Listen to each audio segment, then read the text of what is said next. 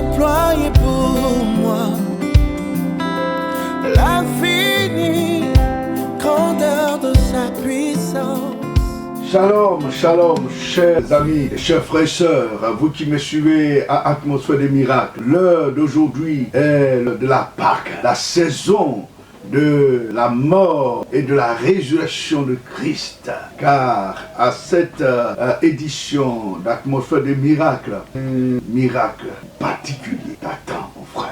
Toi qui m'écoutes, et Dieu veut se révéler à toi à travers l'œuvre de la croix de Christ et de la puissance de la résurrection. Et c'est ce que nous explique l'évangile selon Jean. Dans le chapitre 19, à partir du verset 14, il dit c'était la préparation de la Pâque. Et environ la 6e heure, Pilate dit aux Juifs, voici le roi.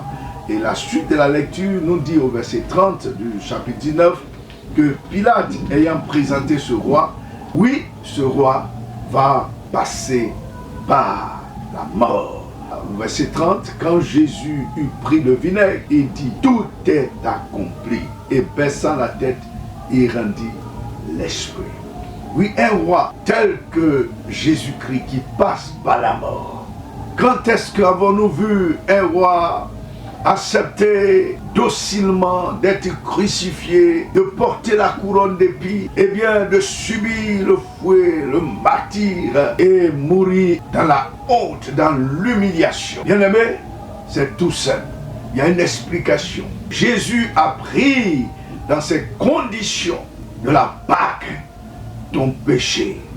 Il a pris ta malédiction, il a pris ta maladie, il a pris ta misère, ta souffrance. Oui, lui le roi, il a accepté de s'humilier pour que toi, l'esclave, toi, l'abandonné, tu puisses passer de ce statut à celui d'un prince dans le royaume de Dieu. Alléluia. C'est pourquoi la Bible nous qualifie de prince et princesse de Dieu. Oui, bien-aimé, il a fallu qu'un roi meure pour que toi, tu sois libéré, pour que toi, tu sois délivré. C'est pourquoi il prononce ces paroles, paroles d'atmosphère des miracles. Tout est accompli. Tout est accompli. Tétélestai. Dans le grec, la forme du temps, eh bien, évoque une action achevée, mais qui a des conséquences. Le temps, quel que soit le temps, l'action achevée a sa conséquence qui perdure. Et Jésus est mort à la croix, certes en Israël, en ce temps-là, mais ce temps qui est un temps qui est très indéfini n'empêche pas qu'aujourd'hui, Jésus-Christ par sa mort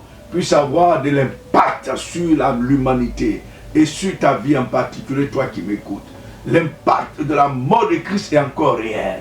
C'est pourquoi il dit tout est accompli, tétélestai, ça veut dire tout est bouclé, tout est achevé, tout est payé, tout est annulé. Alléluia, la dette que tu as envers le péché, la dette envers le diable, les sorciers, les démons, les puissances ténébreuses, les entités maléfiques, cette dette, Jésus-Christ l'a payée pour que toi, tu sois libéré. Alors, quelles que soient les réclamations sur ta vie, que ces réclamations soient annulées en ce jour. Je les annule en ce jour de Pâques. La réclamation de la mort est annulée. La réclamation de la nudité est annulée. La réclamation de la honte sur ta vie est annulée. La réclamation des malédictions dans la maison de ton père et de ta mère est annulée sur ta vie. La réclamation de la maladie est annulée. La toute réclamation de pauvreté est annulée à cause du sang de Jésus qui a payé toutes choses pour toi. Tout est accompli. Alléluia. Quelle liberté, quel salut, quelle grâce de ce que en Christ nous sommes rachetés par son sang précieux coulé à la croix. C'est le sens de la Pâque, de cette mort de Christ qui nous donne la liberté, la vie éternelle. Que son nom soit béni. Reçois cette vie pendant que tu m'écoutes et que la situation change en ta faveur. Que cette Pâque soit une Pâque spéciale, une Pâque de vie. Et une Pâque où la mort n'a plus son dernier mot sur ta vie et que toute mort prématurée, programmée contre toi, soit annulée à jamais. Au nom de Jésus. Amen. Amen.